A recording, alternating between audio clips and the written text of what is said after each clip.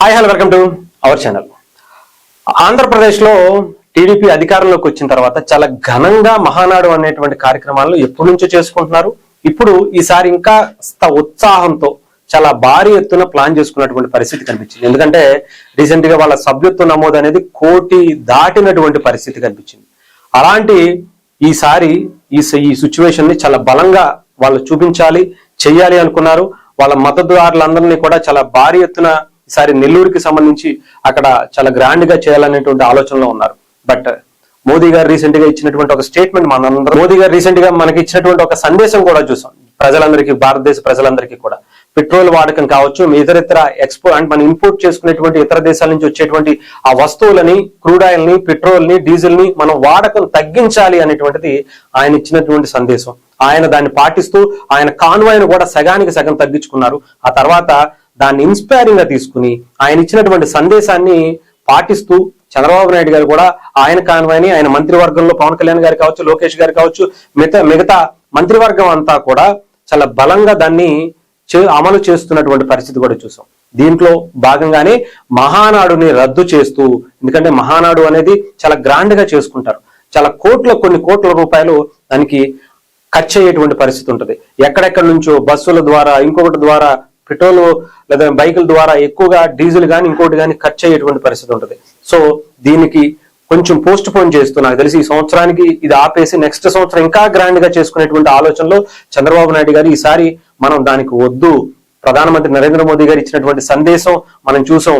కొన్ని కోట్ల రూపాయల డబ్బుతో పాటు పెట్రోలు, డీజిల్ వాడకం కూడా తగ్గిస్తే దానివల్ల మన దేశానికి ఎంతో మందికి అది అవకాశం కింద మనం చూసుకోవచ్చు. చాలా జాగ్రత్తగా మనం మన దేశాన్ని కాపాడుకునేటువంటి అవకాశం ఉంది.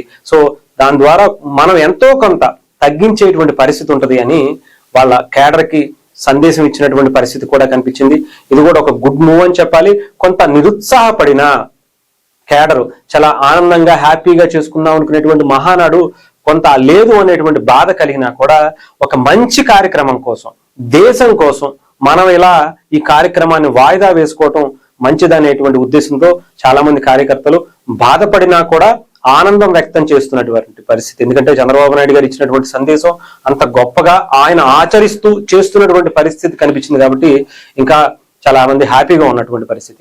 అంతేకాదు అందరితో కూడా ఒక వీడియో కాన్ఫరెన్స్ మాట్లాడేటువంటి ప్లాన్ కూడా చేస్తున్నారండి. ఎందుకంటే టెక్నాలజీకి ఆయనకి ప్రత్యేకించి చెప్పాల్సిన అవసరం, ఏ రకంగా వాడుకోవాలో ఆ రకంగా వాడుకుంటారు. సో జూమ్ కాల్లో ఎంత వీలుంటే అంత ఎక్కువ మందితో, టీడీపీకి సంబంధించినటువంటి ప్రతి కార్యకర్తతో కూడా కొన్ని వేల మందితో ఒకటేసారి వీడియో కాన్ఫరెన్స్ పెట్టి మాట్లాడబోతున్నారు అనేటువంటిది కూడా కనిపిస్తుంది.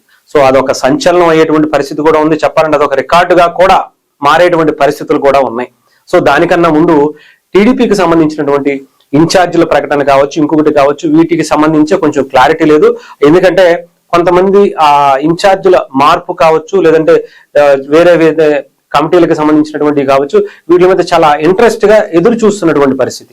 గ్రౌండ్ లెవెల్లో రేపొద్దున ఎమ్మెల్యేగా పోటీ చేయాలన్నా, జిల్లా స్థాయి అధ్యక్షులుగా ఇంకొకటిగా మనకు వస్తది అనేటువంటి దాని మీద అందరూ ఆసక్తికరంగా ఆశగా ఎదురు చూశారు. దాని మీద కొంచెం డిలే అయ్యేటువంటి పరిస్థితులు అయితే కనిపిస్తున్నాయి. బట్ ఎప్పుడైనా సరే మహానాడు డిలే అయింది, కానీ ఈ కమిటీలు అనేది మాత్రం డెఫినెట్ గా డిలే అవ్వదు.